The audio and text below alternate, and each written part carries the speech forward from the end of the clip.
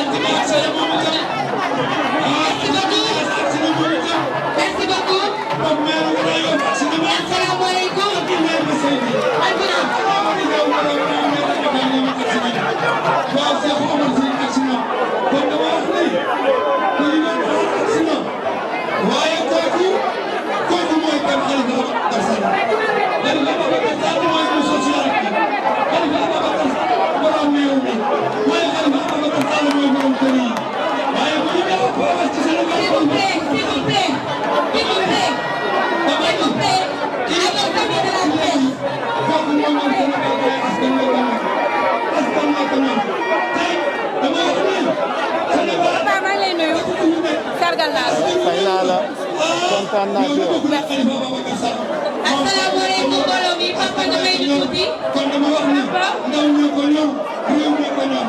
li moo ne li ko neex ak li ko naqari réew mi rek am ndam kon barkalla kon daal dama wax ni Khalifa Ababacar Sall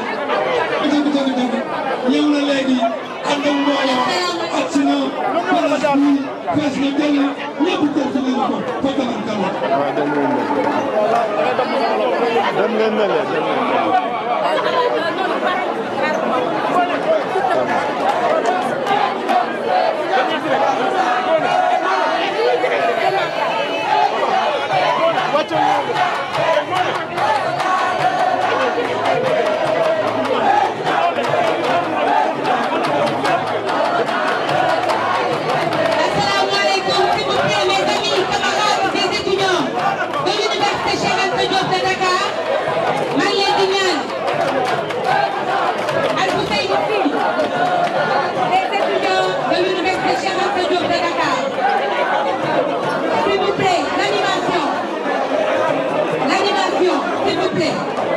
s'il vous plaît.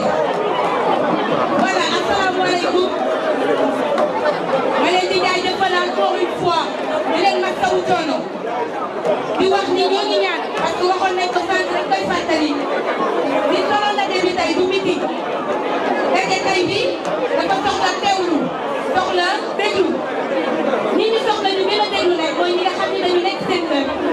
nekk ci gox-goxaan Sénégal nekk ci diaspora te message bi nga xam ne tey moom la président wala délivré war a yegg ci ñoom may ñaan les gens de la sécurité et du comité d'organisation s'il vous plaît yéen ñi nekk ci kanam fii nos amis de la presse nos camarades nos sympathisants et amis ñu leen di ñaan fii ñu bañ ci traversé bañ ci jaabante wala ñu ko mayee par opinion jox ko ki nga xam ni mooy imam Bokar Sall di le président du mouvement national des arabisants du Sénégal membre de la plateforme Taxawu Sénégal mu def ñaan ñu leen di ñaan ñu teewlu ñaan.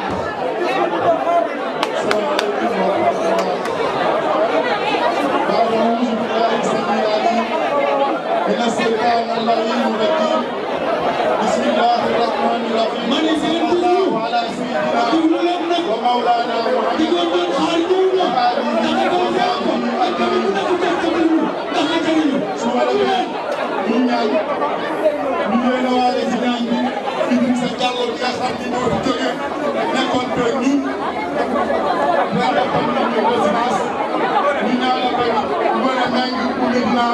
Gona Ndiaye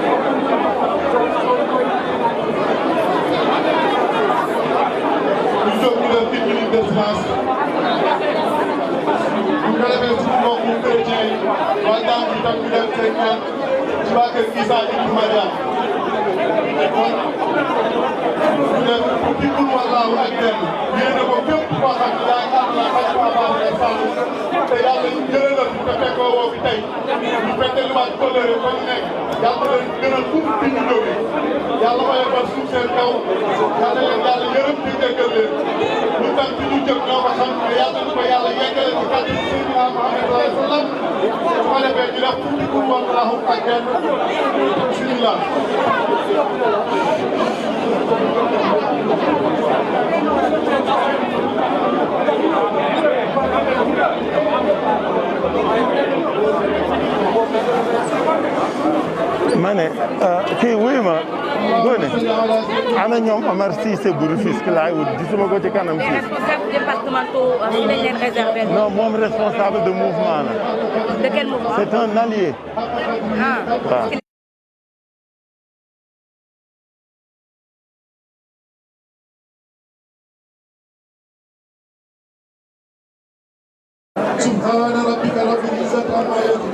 ni ko Omar Cissé bu Rufisque il faut mu toog ci kanam.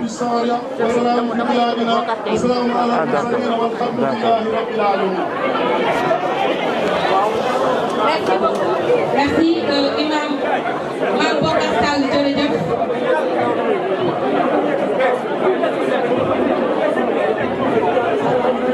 Merci beaucoup. S'il vous plaît, le comité d'organisation.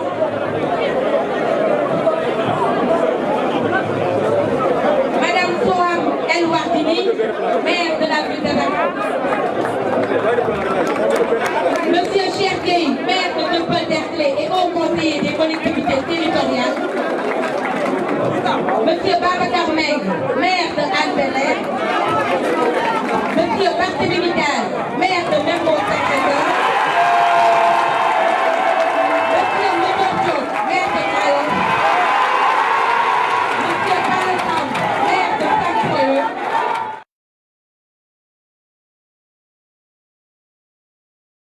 Madame Aïssatou Fall, haut conseillère des collectivités territoriales. Monsieur Moussa Tine, président de l'Alliance Petro. Monsieur Youssou Mbow, président du mouvement Massour. Monsieur Babacar Abba Mbaye, secrétaire général de la convergence sociale. Monsieur Babacar Diop, président de l'ADK Madame Aminata Diallo, présidente de Fass Khalifa. Monsieur Cheikh Tidiane Mbodj, président des Wallo Wallo. Monsieur Aliou Dia, président du cercle des amis de Monsieur Khalifa Ababacar Sall. Monsieur Cissé,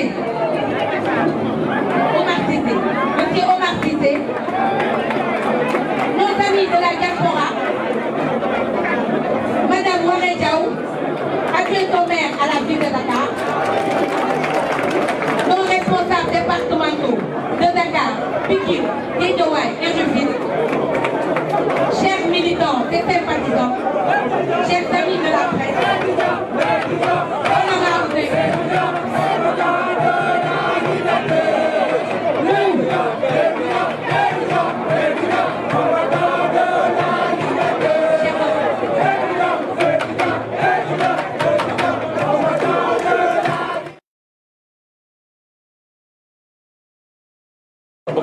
moom moo ko fi teg. waa ji moo ko ah li may wax. bon sama tiraale. donc camarade étudiant de Cheikh Anta Diop. Le mouvement tapé à travers le Thierno Fall. S'il vous plaît, nos amis à droite. S'il vous plaît. S'il vous plaît, encore une fois, le comité d'organisation.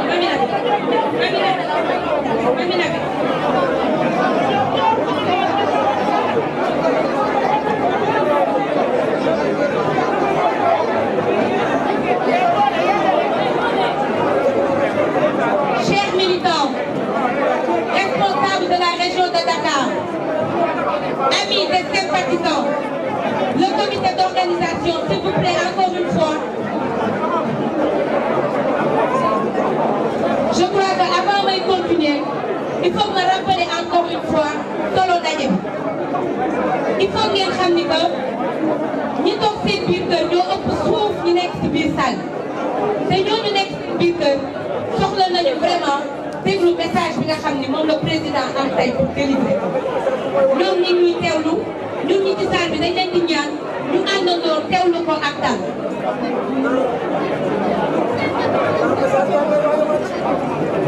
Honorable, bonjour.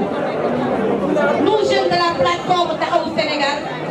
de la région de Dakar, sommes honorés de compter sur votre présence aujourd'hui dans cette salle du feu Titi. Le prétexte aujourd'hui, dans le cadre de notre agenda, est que nous voulons offrir à notre président l'occasion de s'adresser à la jeunesse de la plateforme Taxawu Sénégal, mais aussi à la jeunesse sénégalaise en général. Nous ne pouvons commencer sans au préalable avoir et manifester.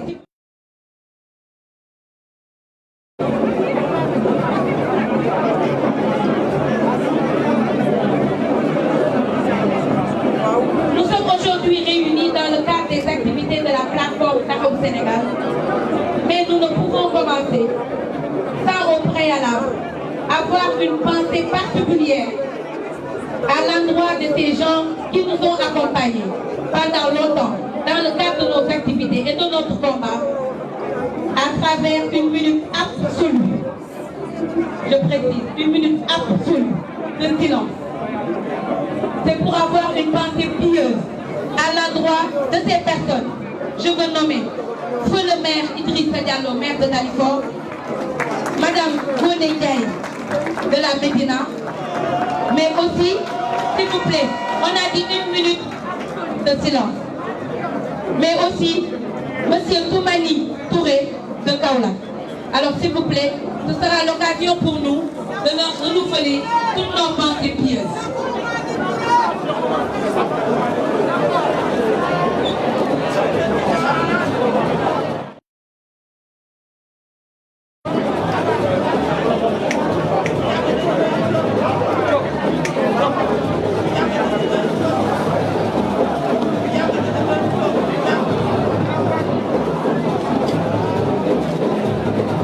Merci beaucoup.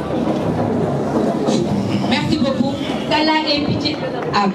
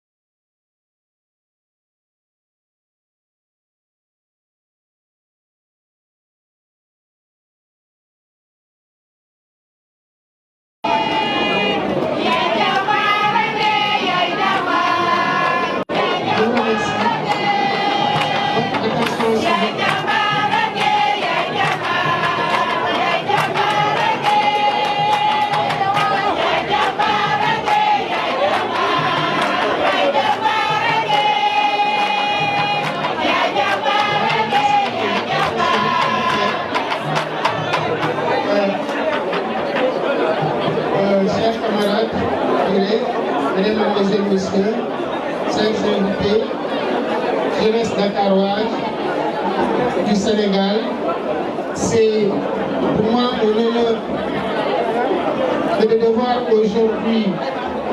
en cette circonstance et du haut de cette tribune, de vous présenter du peu que je cherche d'un homme. Homme, vous le savez mieux que moi, il fut maire de Dakar, avant ce député et prestigieux ministre de la République. Tom est le leader de notre mouvement Taxawu Sénégal. Très jeune, cet homme a su garder très haut le socialiste. Il a partout, dans des moments difficiles, défendu le Parti socialiste. Devant un régime ou dans un contexte de montée du libéralisme, mais également, j'allais dire, de révolte de la société civile contre le régime socialiste alors en place. Devant les médias, sur la place publique, devant les judiciaires, cet homme a supporté haut le flambeau socialiste. Et depuis, il a su développer un modèle qui, jusqu'à nos jours, constitue une référence structurellement méticuleuse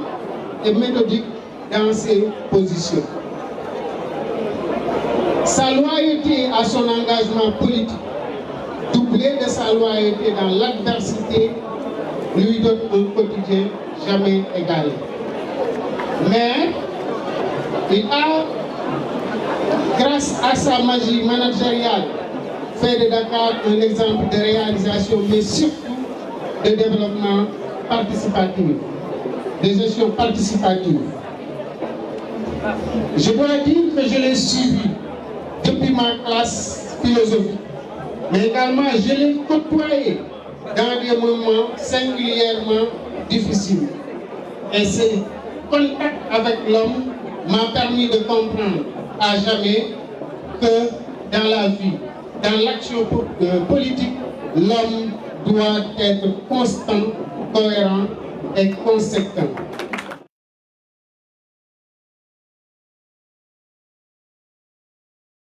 Non une opposition, mais une juxtaposition.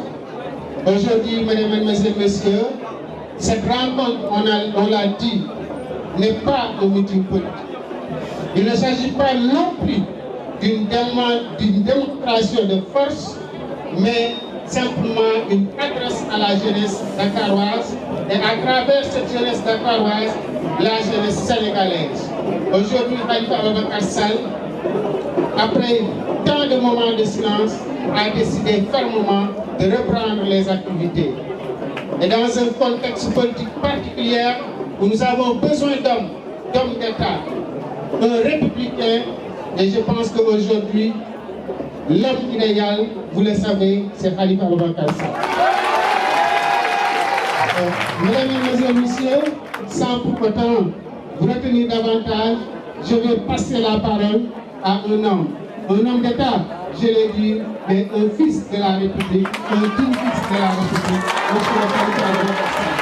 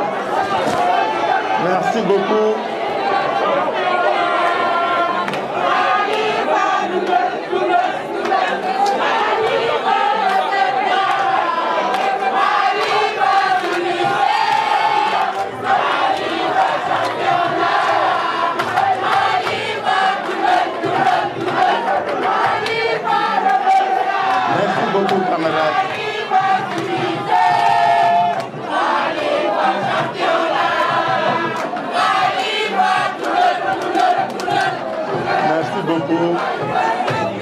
merci beaucoup merci beaucoup merci beaucoup baax na merci.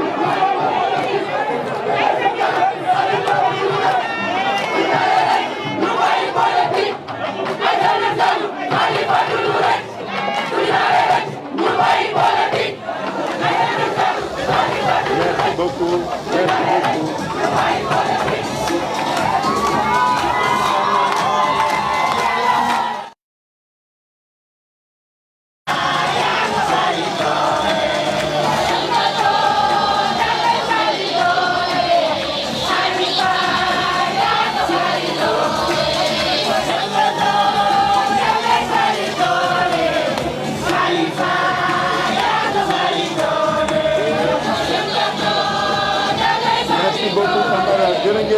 Merci beaucoup. Merci beaucoup. Merci. Merci beaucoup. Merci beaucoup. Chers camarades, chers amis, pour des disciples de Senghor, on a un vrai problème avec le temps.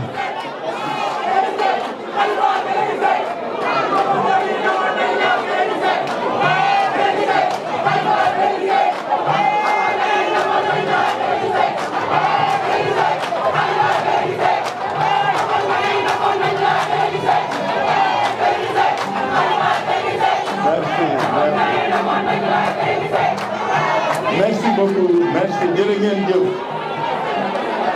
Jërë ngeen jëf. Camarade, ñu ngi leen di nuyu.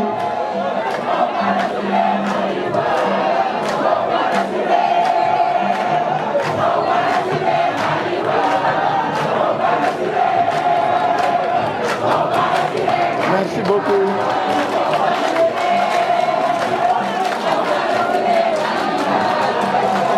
Voilà, jërë ngeen jëf doy na baax na merci. Merci beaucoup, merci.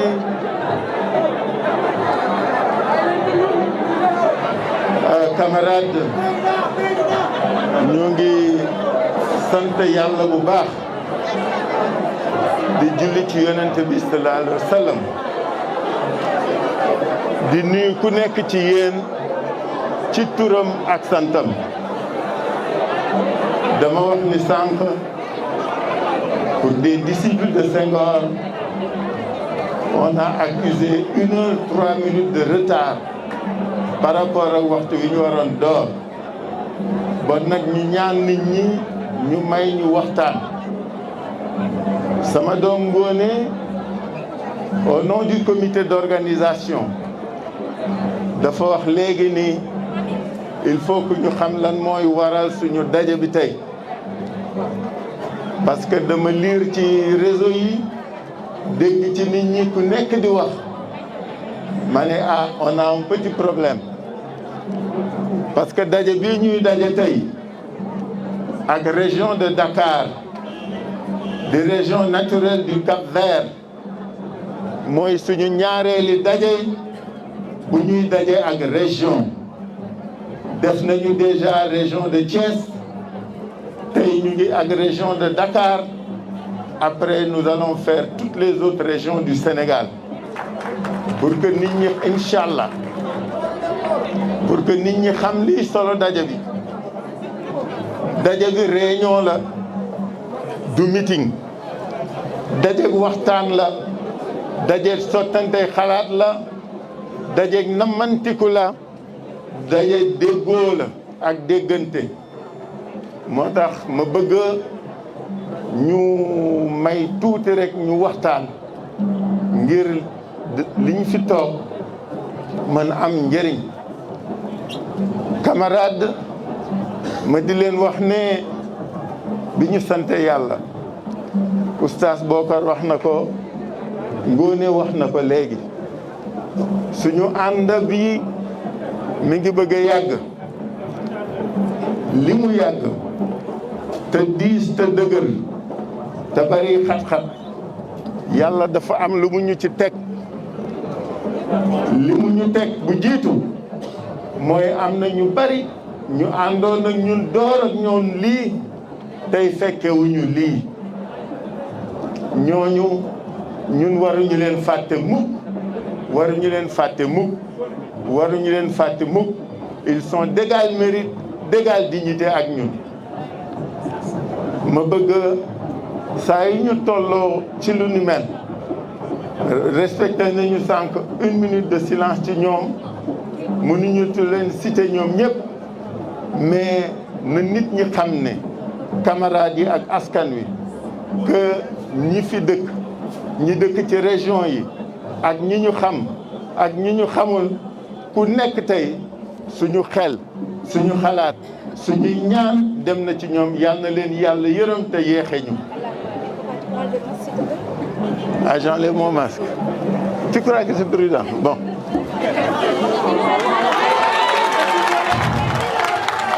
Bon. C'est une injonction. J'espère que tu vas pas être proche de moi alors. Voilà, donc ma wax ne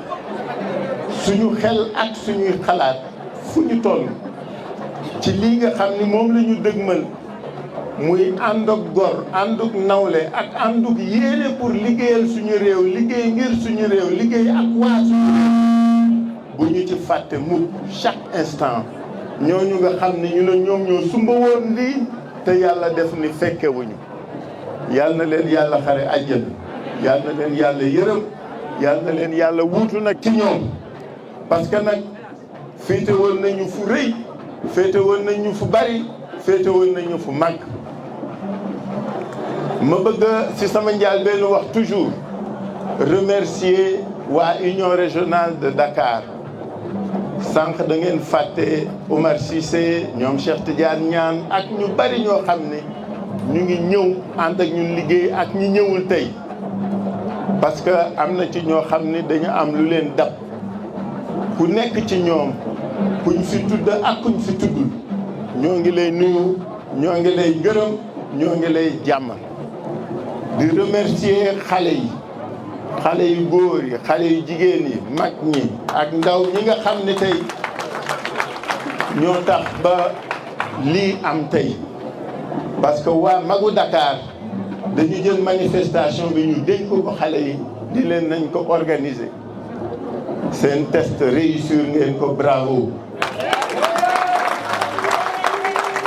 peut-être looloo tax sax ngeen def ni yéen rek moom bés bi dafa ngeen ni yéen rek moom bés bi waa Dakar a ko moom parce que nag fii ñu toll suñu waxtaanu tey dañuy wax li tax ñun ñu jóg dugg di xeex jëm rek ca fa nga xam ni mooy suñu objectif parce que réew mi nekk na nekkin boo xam ne ku wax ni neex na yaa ngi bëgg wax lu la neex ku wax ne tout va bien yaa ngi wax lu la neex dëkk bi jafe na dëkk bi tar na nit ñi sonn nañu ndóol gi bari na nit ñi jaaxle nañu moom moo tax révolte mois de mars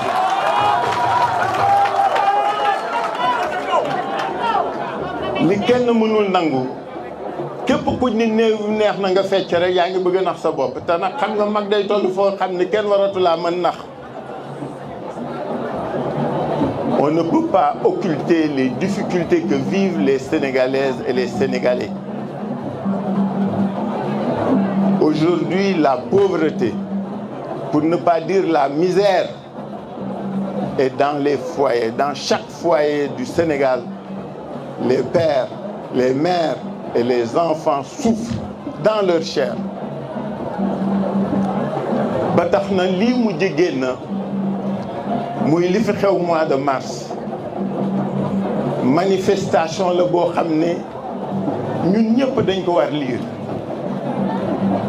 ñun ñi nga xam ne dañ ne askan wi moo ñu tax jóg askan wi moo ñu ñor réew mi moo ñu ñor war nañu mën lire lii xew fi parce que du benn parti muy defal seen bopp ku nekk ci ñun votre micro a des problèmes ku nekk ci ñun war na tirer leçon yi nga xam ni moo am ci loolu moo tax ñun taxawu Sénégal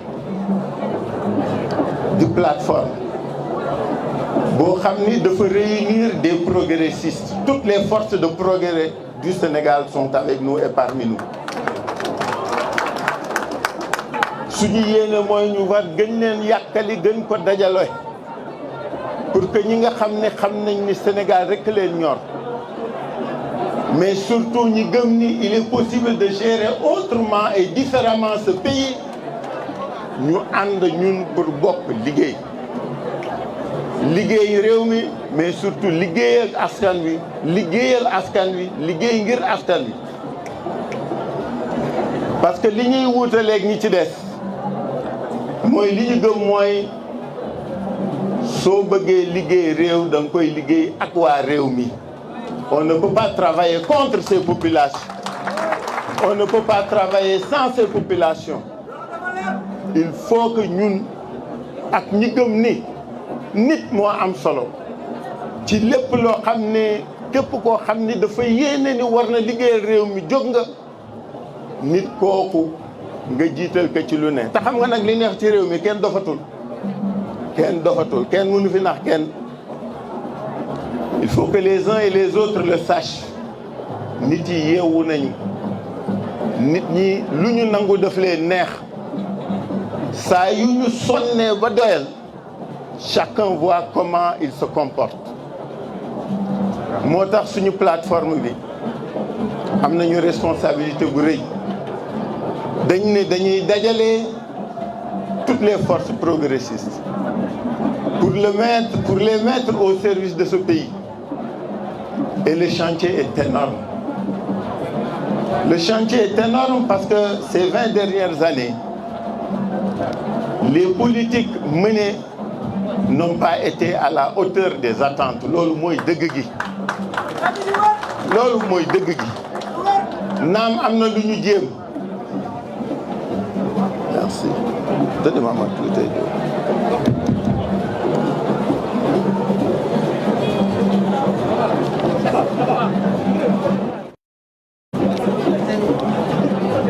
naam am na lu ñu fi jéem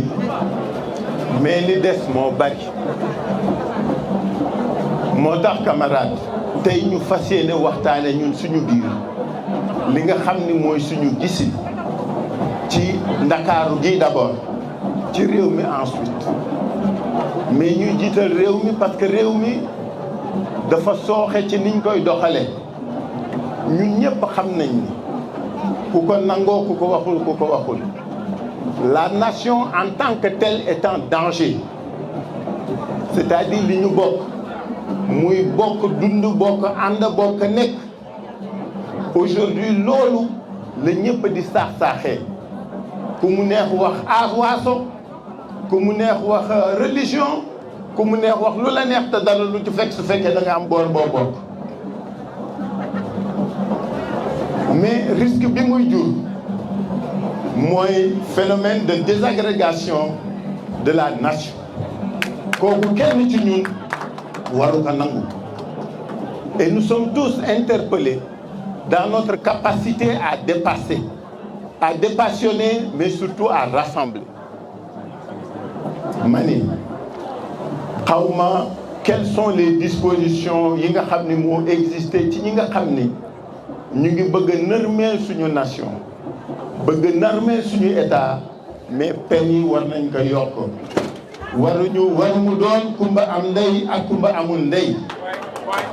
ñii suñu waxee kenn du leen def dara ñii suñu waxee ñu tëj leen loolu moo fi war dakk parce que sentiment bi muy joxe mooy ñi nga xam ne amuñu ku leen fajal suñu mooy soo moytul ñu jóg fajal seen bopp donc nation bi ñun ñoo ko bokk il faut que ñu dëgëral ko waxu waaso waxu diine waxu ngëm-ngëm waxu nekki nag melokaat dañ ko war bàyyi kooku mooy dëgg gi et l'État doit y veiller bi ci tegu mooy état bi ñu am état bi ak institution yi parce que li ñëpp jàpp te ñëpp d'accord ci mooy élément fondamentaux yi nga xam ne ñooy tax ñun ñu wóolu état gëm état doyloo état di dund état élément yëpp daanu na dara taxawatu fi et c'est un vrai problème soo demee ba institution yi nit ñi dañ ciy waxe ak wax nu mu leen neexee mooy ña cay wax noonu gëmatuñ ko gisatuñu lu tax ñu wormaal leen du question de ñàkk kersa su du kersa dañu wormalul dara c'est que dañu gisatul lu tax ñu wormaal ñooñu donc ñun ñëpp nous sommes interpellés ci doole la réhabiliter li nga xam ni mooy institution wu réew mi institution wu réew mi gouvernement bi moom mi ngi défendre boppam mais ñi ci def day défendre leen loolu moom mooy dëgg gi ñoom kenn du leen tudd wax ci ñoom rek ñun la atteinte sûreté légale trouble à l'ordre public rek yóbbu ci kaso bi. par contre li waroon tax nit ñi respecter institution yëpp lañ fi gisatul soo jëlee ñi nga xam ni moom la ñëpp defoon wéeruwaay muy justice tey nit ñi xam nañu ban justice la ñu am. ma jaale Samba Sall xam naa dana am ñu mu neexul mais su ma jaalee Samba Sall parce que Sall la sant ñaanal ko yàlla mu yërëm ko te yéexe ñu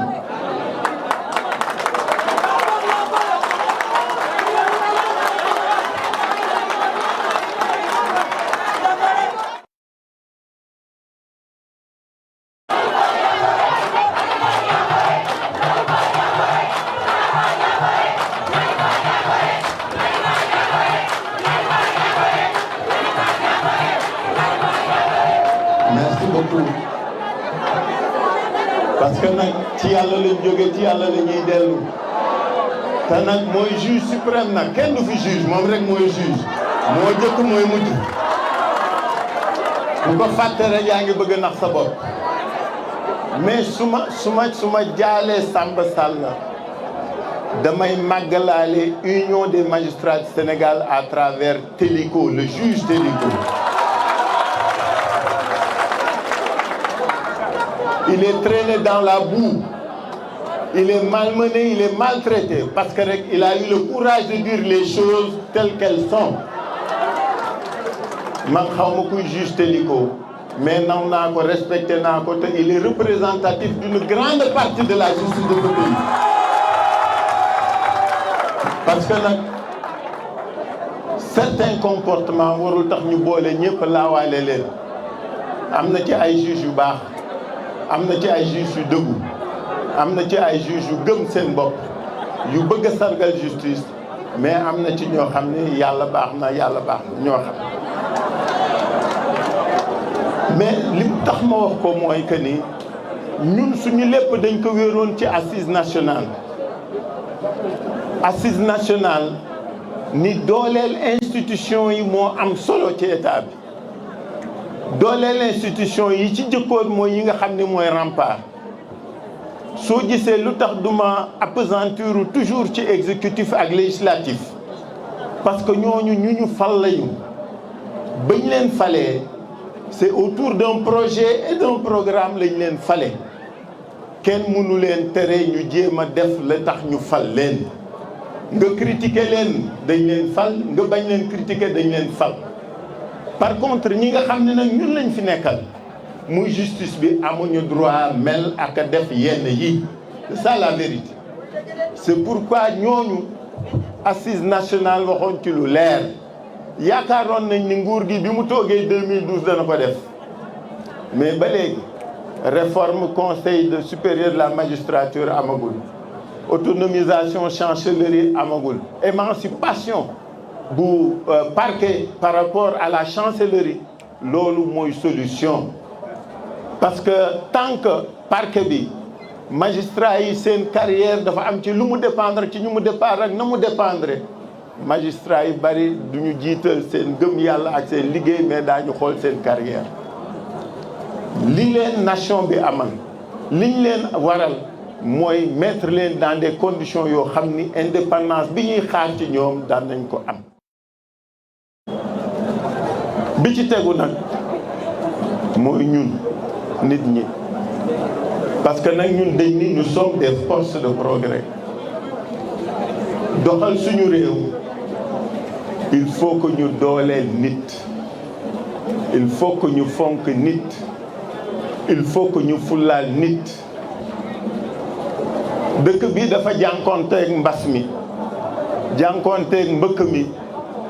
jànkoonteeg nu mu tudda mbëkk mi mbas mi mbënd mi ñetti défi yooyu ñi mu gën a impacté mooy nit ñi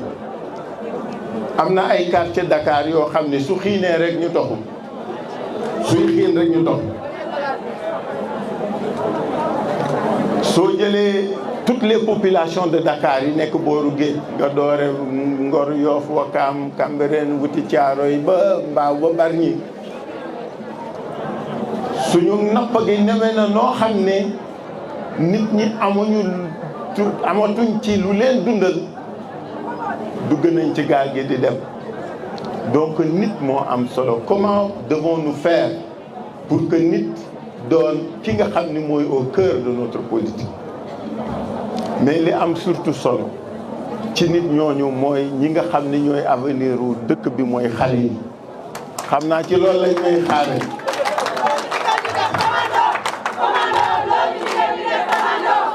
mais xale yi xam nga xale yi xam nga dañ wax ni ndóol gi dafa metti ndóol gi ci ñi mu gën a impacté mooy xale yi nee nañu ils sont 70% yoo xam ne weesu nañu tuuti seen majorité mais lan moo leen caractériser amuñu xëy seen jàng du dem dans de bonnes conditions amuñu perspective te ñoom rek la ñuy stigmatiser xale yi dañoo xale yi dañuy def lu ko si noonu lu bon rek ñu ne xale yi te xale yi joxuñu leen di leen war defa luñ leen di leen war nekk luñ leen ci fi ñuy yelloo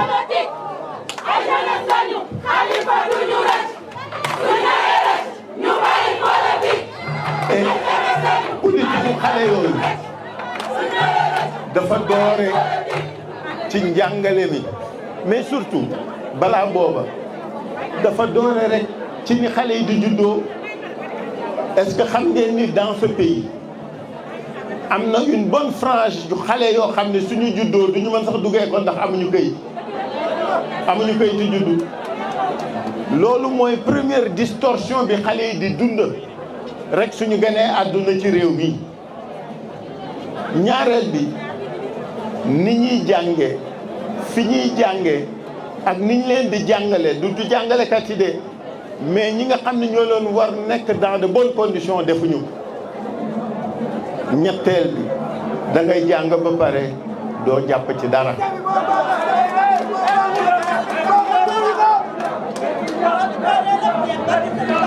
alors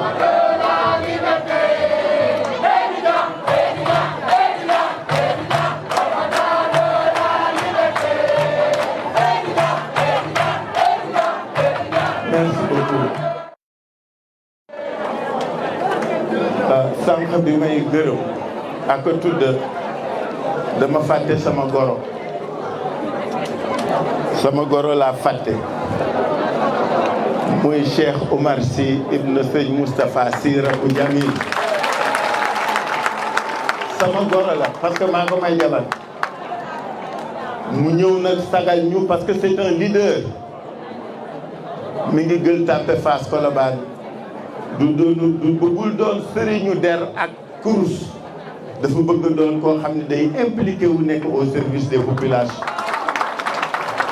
donc xaarul addiya nee na dafa bëgg a bokk dafay ñëw liggéey bokk ak ñun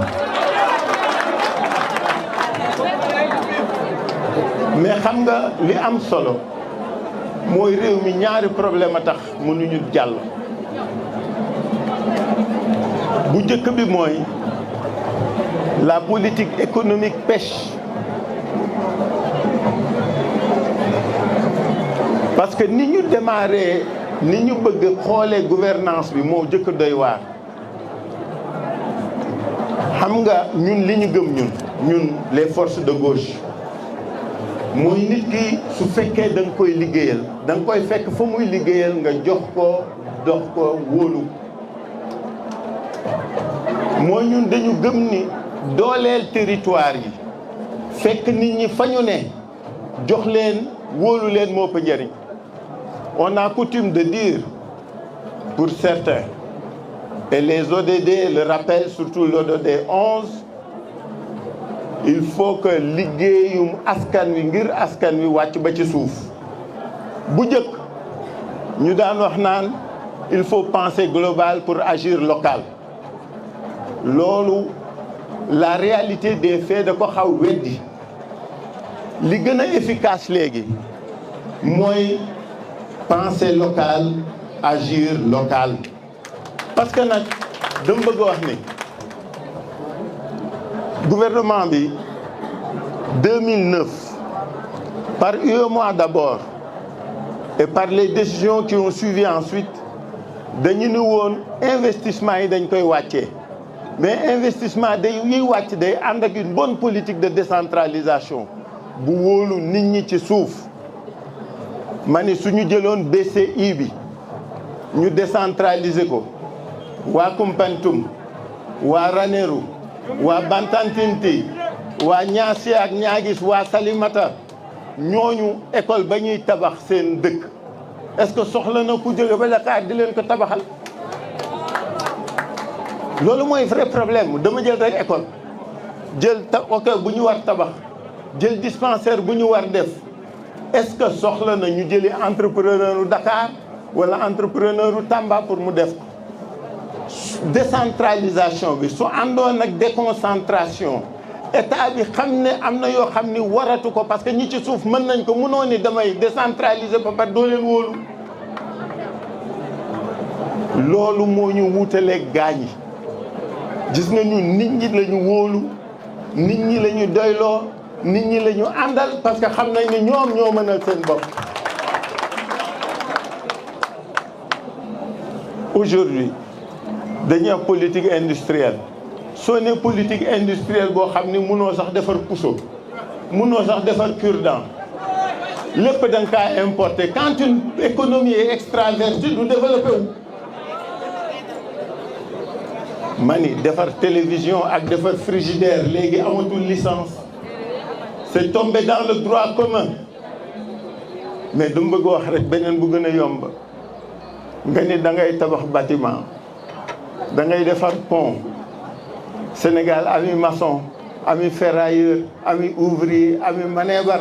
ngay jëlee lépp bitim réew indi ni da ngay defar pont ban valeur ajoutée moo am ci réew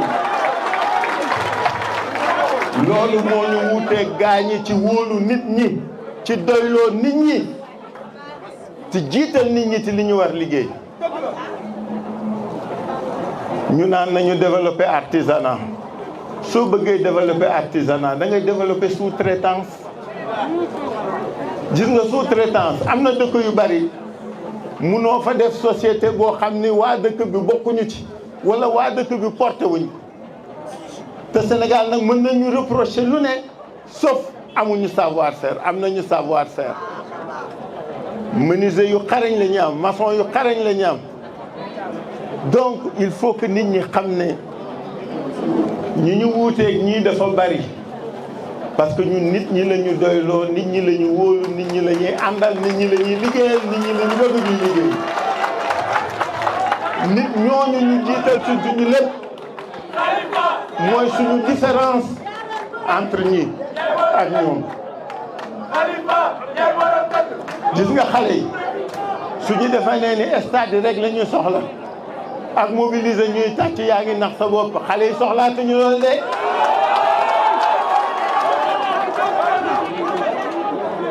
kuñ fi tàccu xale yi kuñ fi tàccu ñu tàccu la tey tàccu la ëllëg te indi woo loo leen jëriñ soo leen wootee ñu dem seen yoon te am ngeen ci droit kon loolu leen fuñ leen di naxe mais xam nga réew mi nit ñi dañu xaw jaaxle nit ñi dañu xaw découragé parce que amatul dëgg amatul yoon ku am doole loo bëgg am ko ku amul doole loo bëgg doo ko am c'est ça qu'il faut combattre moo tax situation politique gu réew mi ñu war ko xoolaat mënuñu yor réew ci jaay doole mënuñu yor réew ci gunda xatal mënuñu yor réew ci opprimé réew dañ koy waxtaane ku nekk gis ci sa bopp aujourd'hui ñëpp xam nañ ni suñu démocratie mi ngi nekk ci tournant boobu mu nekk nit ñi seen xel dafa gën a nëx dañu gën a jaaxle parce que xamuñu fu ñu jëm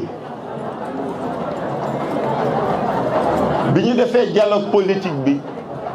nit ñi yaakaaroon nañu ne au moins am nañu esquisse de solution mais tey ku nekk ni xoolaat sa morom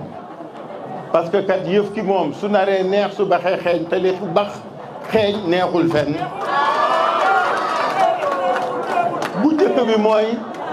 ci mbirum démocratie ak liberté nga am droit wax te kenn du la gun a xatal nga am droit dox te kenn du la gun a xutaal nga am droit protester te kenn gun a xutaal aujourd'hui il existe des textes liberticides yoo xam ne dañ leen war a abroger mais surtout bi jiitu mooy li nga xam ni mooy source de légitimité muy élection yi kenn xamul kañ la ñuy élection ku xam kañ la ñuy élection waxal loolu moo jëkk a def problème réew Sénégal naam mës nañu renvoyer élection renvoyé nañ fi élection locale renvoyé waat ko fi mais lii am moom gulee donc dañu bëgg voilà bon yaa ko wax de Ngoné nee na am na 2 mandats presque donc li nga xam ni moom moo urgent mooy ñu fixer datu élection yi et li opposition bi di laaj ñun ñëpp ñu war ci ànd mooy il faut que élection yi am lieu en 2021 parce que il faut que nit ñi bañ réere mbir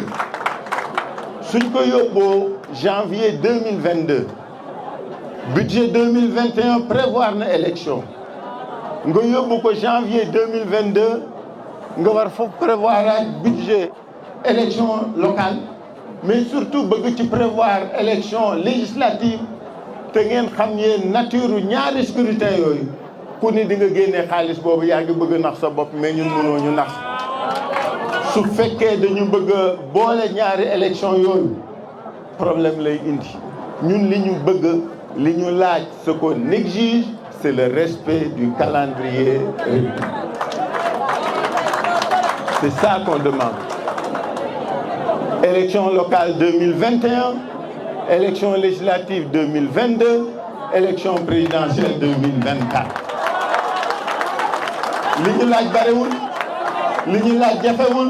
parce que loolu mooy yoon ñi ñu fal ils ont juré sur la constitution que daañu ko respecter mais li ñu bëgg a def rek moom mi nga bëgg a jurer d'avec ça donc il faut que loolu ju xeex mais li mu laaj mooy opposition bu dëgër opposition bu yaatu opposition buy opposé wu parce que démocratie dafa am majorité am opposition il faut que ñun waa opposition ñu xam ni rien ne nous sera donné luñ ci am rek ñoo ko wutali suñu bopp ñoo ko xeexal suñu bopp lu ñu am ñoo ko xeexal suñu bopp rien ne nous sera donné rien loolu mooy dëgg donc le front de l'opposition ak composantam yi ci bokk yëpp ñu di leen woowaat ci ni nañu gaaw te wàcc ci terrain bi gouvernement bi ak majorité bi ñu ngi meeting ñu ngi réunion ñun ñu toog di réunion ci salle yeeg bureau yi rek dafa doy nañu dem ci nit ñi nañ dem wax ak nit ñi nañ nekk ak nit ñi nañ dem yee nit ñi li ma waxoon laay répété gars yi li mu leen jaral nañu ko jaral su fekkee li mu leen jaral nañu ko rek daañu dem.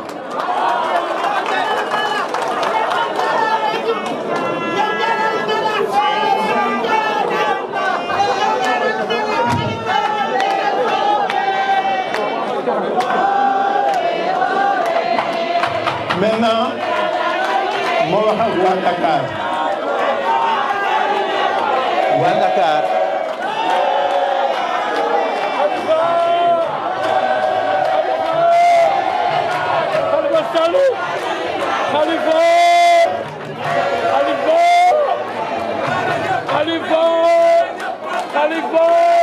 ma ñëw nag ci waa Dakar ak taxawu Sénégal Dakar li nga xam ni mooy solo waxtaan wi tey gis nga Dakar région du Cap-Vert la woon Dakar moo ëmb capitale du Sénégal Dakar waa Dakar rek koy liggéey su ko waa Dakar xamee noppalu suñ ko xamul noppalu politique de décentralisation bi gouvernement bi di wax man dafa tey sama xel parce que mënoo ni am nga 19 communes Dakar am 16 communes Pikine am 5 Pikine commune Guédiawaye xaw ma 7 ou 8 communes à Rufisque te lépp li nga xam ne war nañ ko def état bee koy def seen place ba ci tabax marché sax état bee koy def tabax marché alors qu'aujourd'hui dans une vraie politique de décentralisation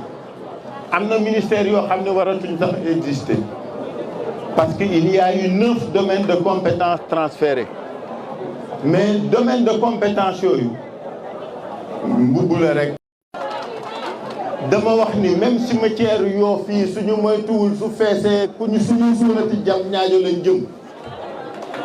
parce qu'il n'y a aucune politique de prévisibilité et de planification de l'occupation spatiale à Dakar Dakar lu fi ne tabax nañ ko suuf ak ciment kër mais infrastructure amatu fi danaa tudd sama dëkk waa ji doon ree dafa ni dañ ma jox bal bi ma yóbbu ko Grand Yoff waaw maa ngi ko yóbbuwaat Grand Yoff Grand Yoff moo amoon la plus grosse réserve foncière de Dakar ba léegi mënuñu am lycée Grand Yoff parce que amuñu fuñ ko tabax ba léegi amul lycée Grand Yoff alors que Grand Yoff am na plus de 300 000 mais damay wax Grand Yoff rek mais Dieuppeul Derklé amul sax fu mu def hôtel de ville am mën naa joxe yeneen exemple c'est-à-dire que le problème de la gestion du foncier dans la région du Cap-Vert problème la gis nga Diamniadio ay Sangalkam ak ay Déni Biram Ndao ak ñooñu ñëpp daañu am problème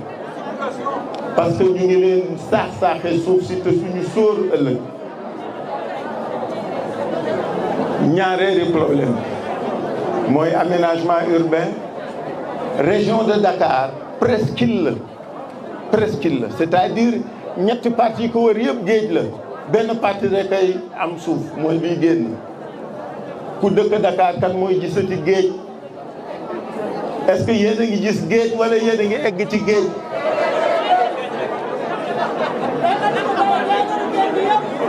voilà le problème de Dakar dama bëgg su fekkee état dafa ni day décentraliser di déconcentrer mu wóolu ñi nga xam ne ñoom la nit ñi fal parce que waa Dakar nag ñoo fal ñi fi nekk keneen di jóge feneen ñëw jiite Dakar waa Dakar rek la ñuy fal mais waa Dakar rek la ñuy fal nag loolu nag bu ci kenn am xel ñaar duñ fi jëggaani maire duñ fi jëggaani leneen Dakar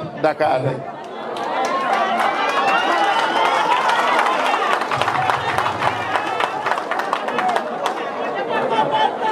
donc dama bëgg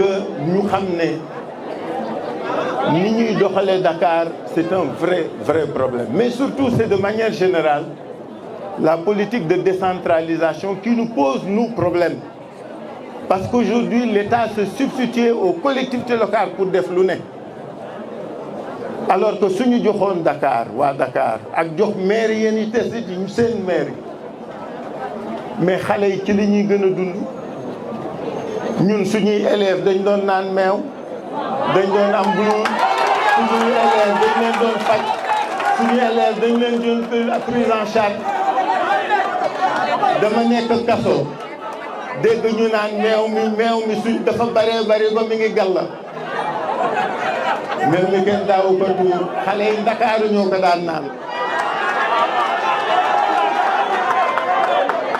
mais li ma bëgg ñu wax foofu mooy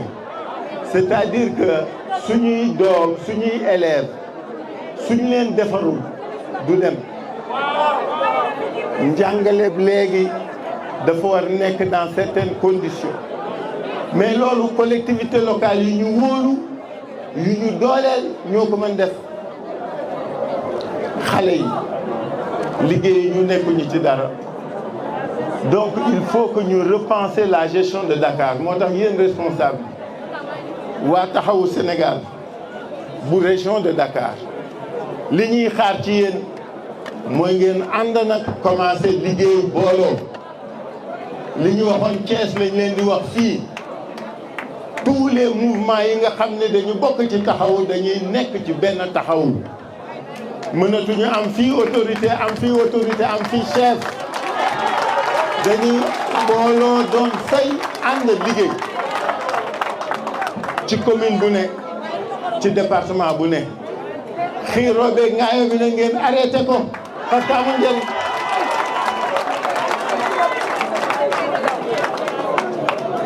da ngeen di booloo nekk benn ngeen mën liggéey pour ami objectif mouvement bi dañ ko commencé structuré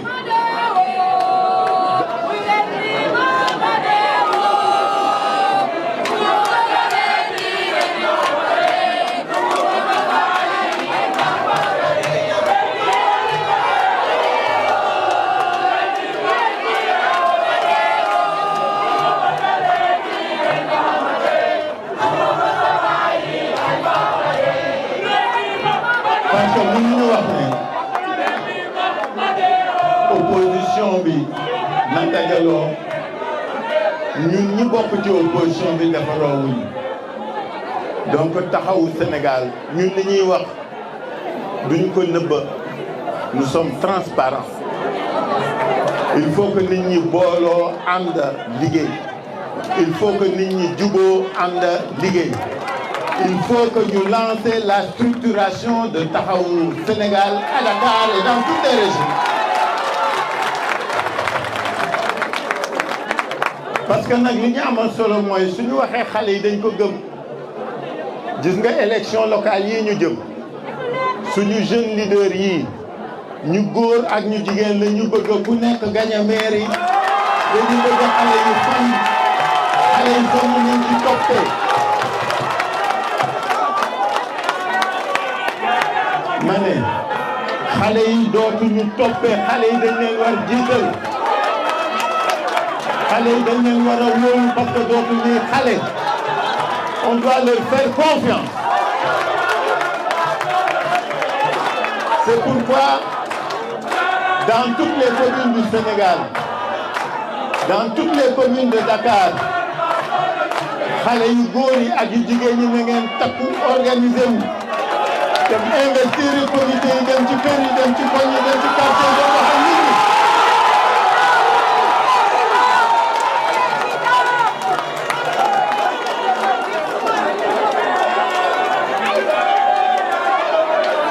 parce que politique nag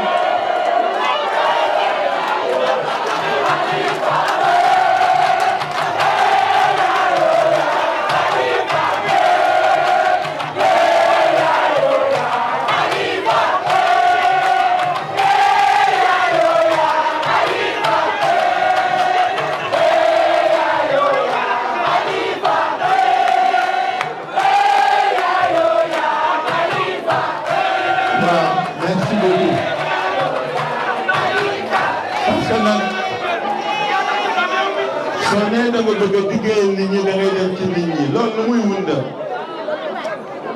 ma ne xale yi yéen lañu wóolu yéen lañ doy lool seen waxtu moo jot c'est votre heure bu leen nangu doon xale yi kenn dafa jot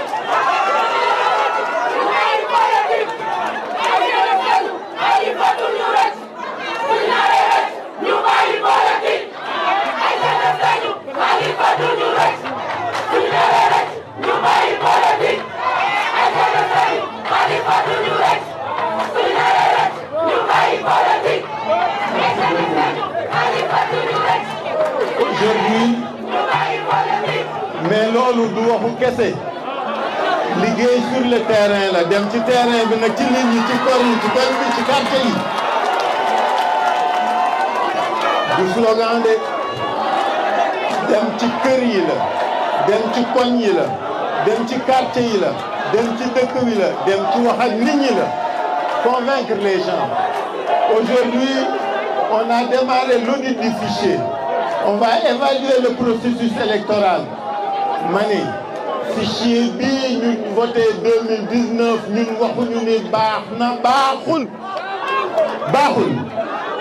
parce que képp ku xam luy fichier képp ku xam corps électoral def une étude comparative du fichier de 2009 2012 2014 2016 2017 2019 xam nga ni fichier bi lalaj nañ.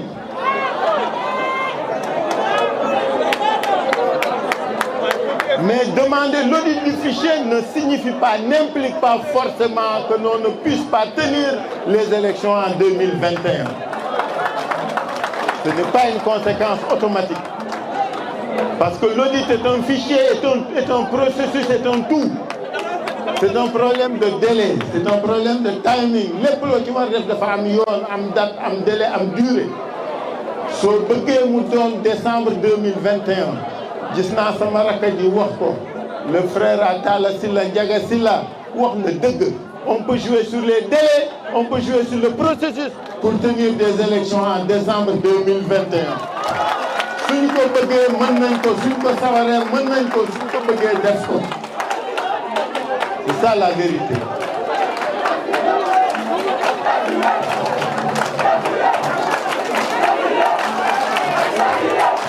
Donc ñuy demander camarades yi nañu dellu ci nit ñi nañu wax ak nit ñi nañu juboo nañu déggoo ku nekk fàtte sa bopp parce que nag ñun suñu mouvement bi dañuy bëgg bari patron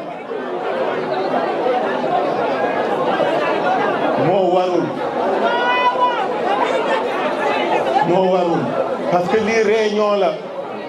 c'est pas parce qu'il y a les médias que ñu ma ragal wax dëgg damay wax li nekk parce que suñu li ñuy nekk dund xam nañ ko ñun suñ ko fajul dañuy nax suñu bopp amuñu luñ ciy nëbb.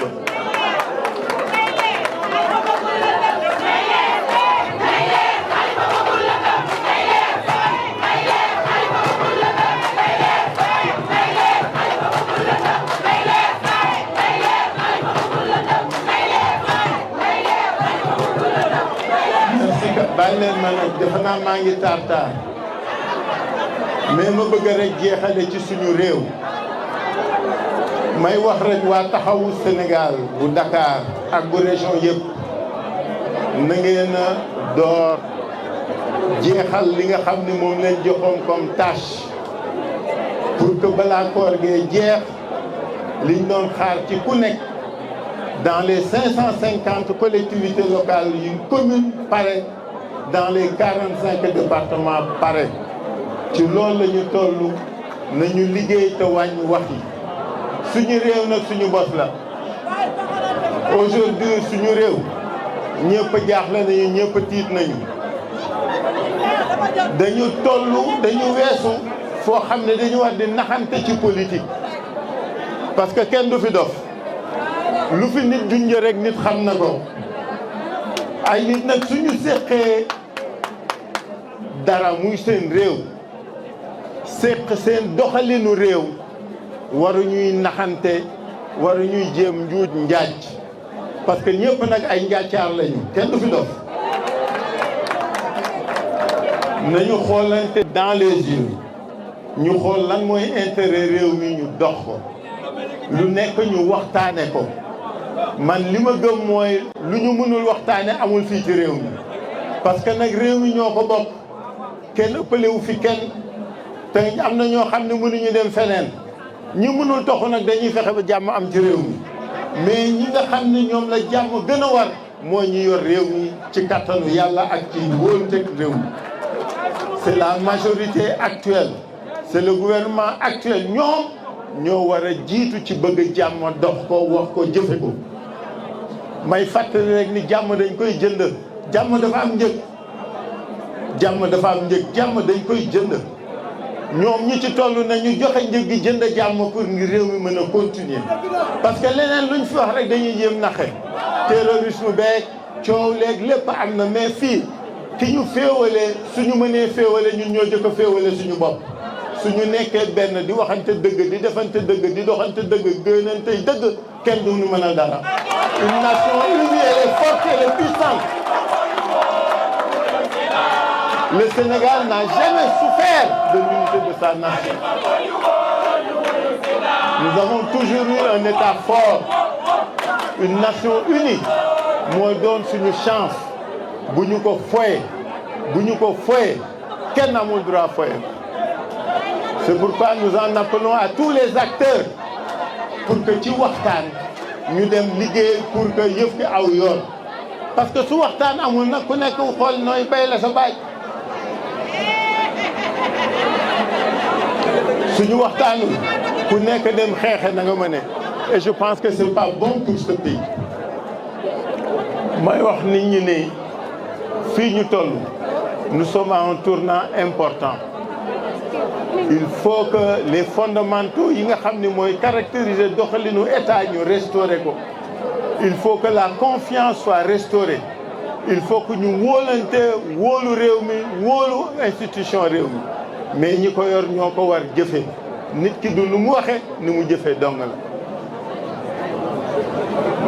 Donc camarade li nga xam ni moo amoon solo tey mooy wax suñu bopp wax ak suñuy bopp wax ak nit ñi wax ak askan wi sonn na mais ñu nit sonn nañu te war nañu xoolaat suñu bopp.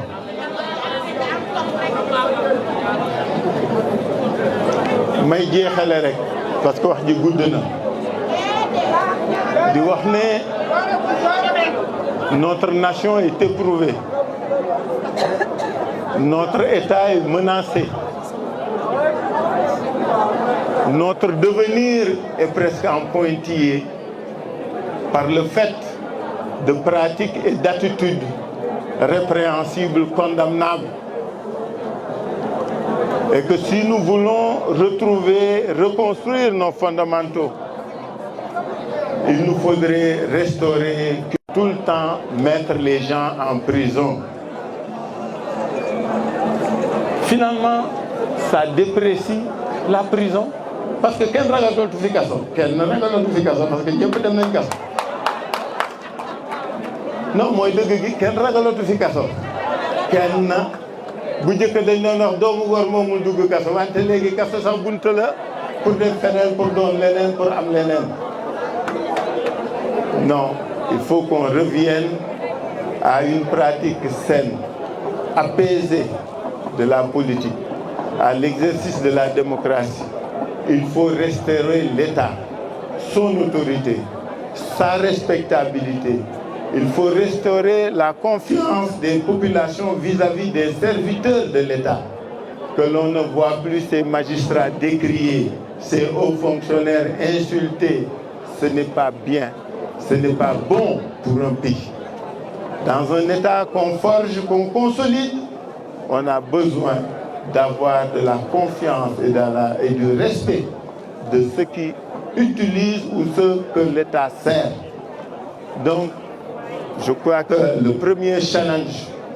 après ces événements du mois de mars, c'est de restaurer la confiance, c'est de restaurer la crédibilité de l'État, c'est de restaurer la confiance des populations vis-à-vis de cet État-là. Ce sera par le dialogue s'il y a lieu, ce sera par le coup de force si c'est nécessaire.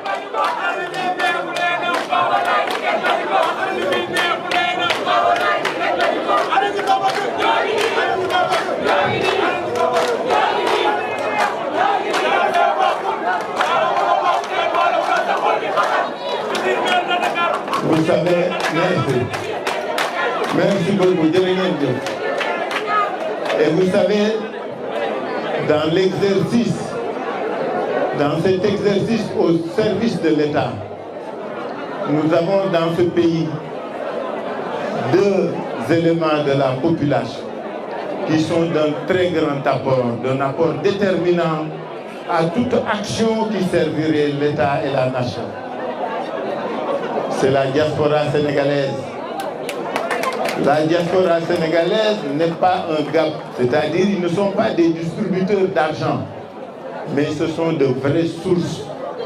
de vrais acteurs de développement du Sénégal. La diaspora apporte à ce pays plus que l'aide au développement. Plus que l'aide au développement. Faisons-leur confiance. Faisons-leur confiance. Ne les mettons pas en prison à chaque fois qu'ils posent un problème. Si on leur fait confiance, si on leur fait de la place, ils pourront être très utiles. En tout cas, nous sommes sant suñu camarade diaspora bi yëpp te Khady Gueye bu New York feef ke la fii teewal leen fi ñu gërëm di sant ñi nga xam ne ñu ngi ñuy déglu ñu ngi ñuy suivre. Nous comptons sur eux ak Modi Gaye Ba voilà